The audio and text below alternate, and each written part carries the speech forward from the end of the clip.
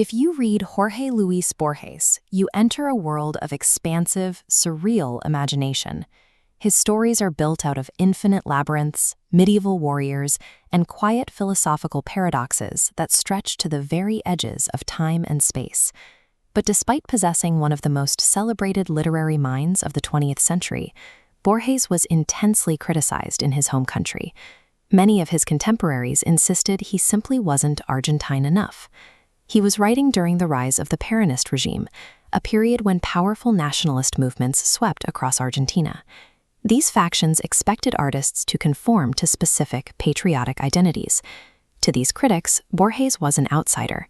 They accused him of being a Europeanized snob, a writer safely isolated in an ivory tower who had disconnected himself from his roots. This raises a difficult question about art and belonging. If an author writes about the infinite universe rather than the streets of their own city, can they still be considered a true representative of their culture? For the nationalist critics of Borges's time, the answer was a flat no. They demanded that a true Argentine writer act as an uncomplicated reporter of the national scene. To meet this standard, literature had to be saturated with local color. It needed the specific topography of the plains, the vernacular of the countryside, and above all, the iconic figure of the gaucho riding across the pampas. Borges rejected this. He argued that obsessing over local color is an artificial pursuit.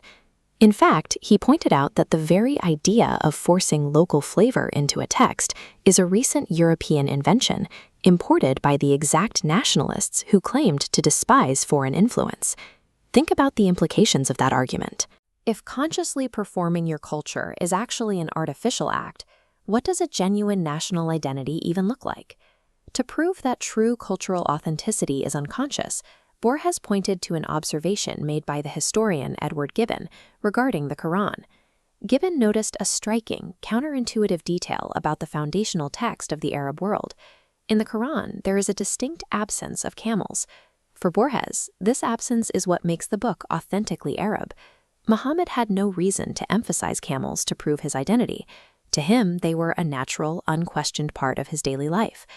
Now imagine a falsifier, a tourist, or an anxious nationalist trying to write an authentic Arab text. The first thing they would do is pack caravans of camels onto every single page to prove they belong. Truly belonging to a culture means being entirely unconcerned with performing it. The absence of stereotypical markers is the sign of someone who takes their identity for granted.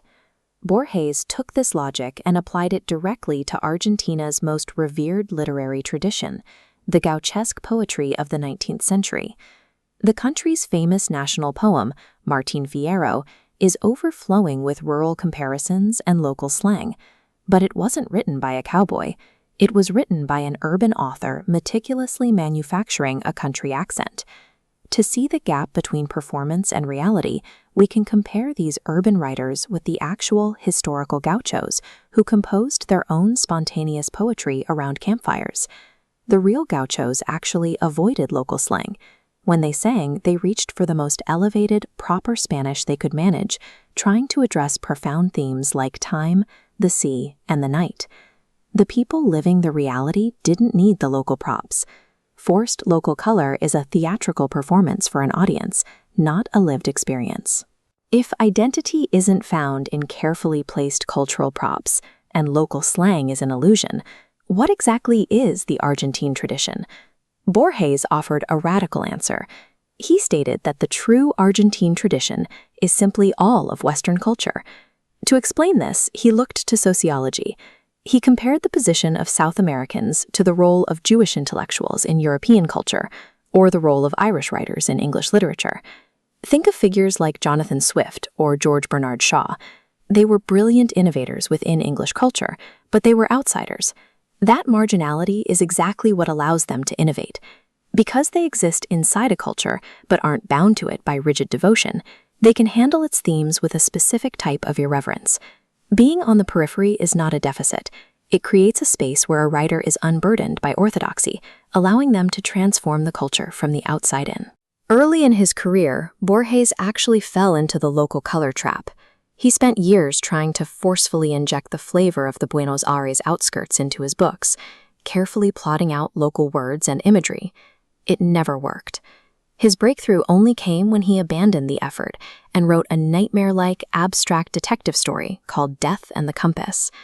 Only then did his friends tell him he finally captured the true flavor of the city.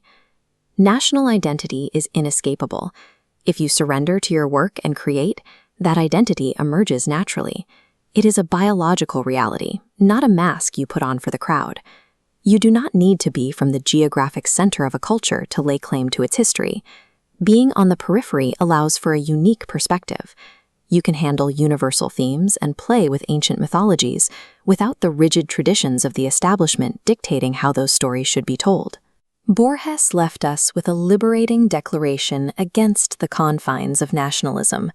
True cultural identity completely rejects forced boundaries. Instead, it invites you to claim the entire universe as your rightful inheritance.